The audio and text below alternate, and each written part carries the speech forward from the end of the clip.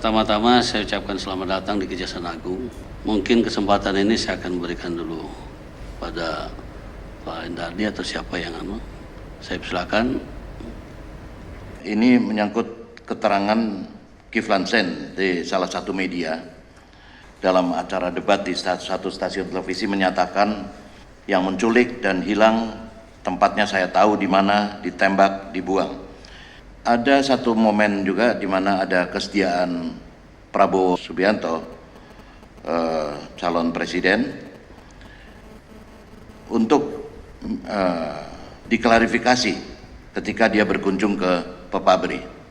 Ya, tentu saja kita tahu kalau dia mau diklarifikasi bukan Pepabri tempatnya, di Komnas HAM atau di Kejaksaan Agung, lebih lanjut di Peradilan Hak Asasi Manusia.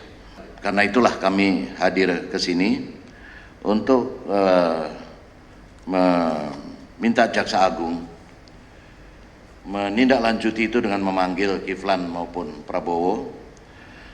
Apalagi untuk kasus penculikan ini kan sudah ada rekomendasi dari DPR maupun dari Ombudsman.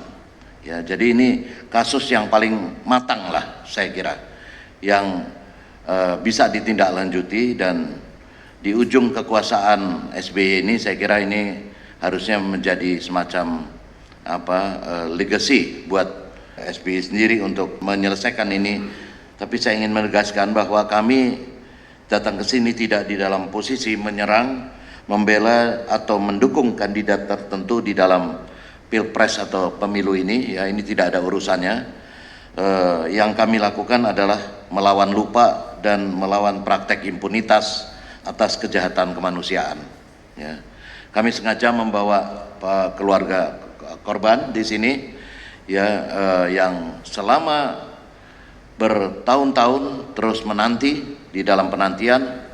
Nama saya Dinis, lebih lengkapnya Nofri Daniar Dinis Puspahati Muhyiddin.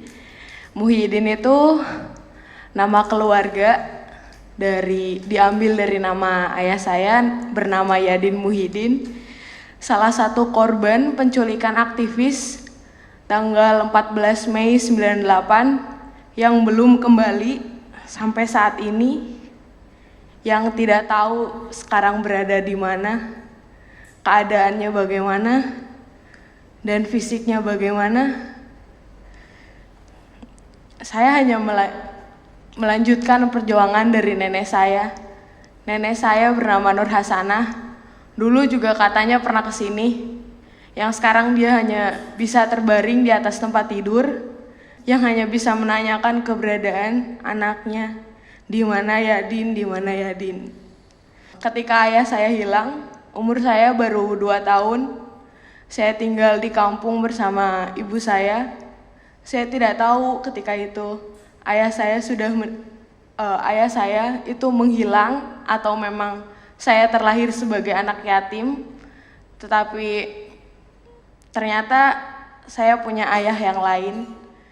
Dan ketika saya harus mengetahui bahwa saya bukanlah anak dari ayah yang sekarang ini, dan ternyata ayah saya diculik oleh Prabowo.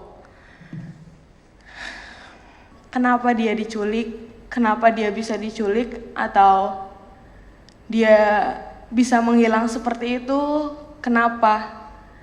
Dia bukan seorang aktivis, hanya orang biasa, hanya seorang ayah yang ingin membesarkan anaknya, yang seharusnya saat ini ada di samping saya, yang seharusnya bisa menandatangani rapot sekolah saya, yang seharusnya bisa mendampingi saya ketika saya akan masuk kuliah, yang seharusnya memberi uang saku kepada saya, yang seharusnya bisa tertawa-tertawa lagi, yang seharusnya saya tidak ketakutan karena saya harus mengisi formulir. Saya mau tulis di belakang nama ayah saya ALM, atau dibiarkan begitu saja. Karena saya tidak tahu ayah saya ada di mana. Saya hanya ingin kepastian saja. Di sini bapak-bapak mungkin punya wewenang untuk memanggil Prabowo, memanggil Kiflan Zain dengan statementnya.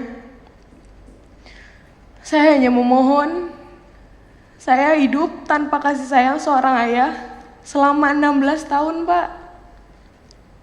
Seharusnya saya langsung masuk kuliah, tapi saya galau-galauan karena nggak bisa ada nama ayah di belakang saya.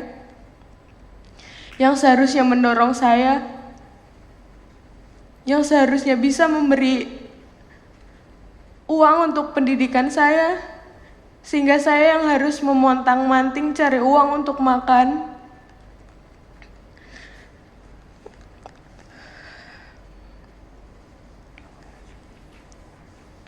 Udah.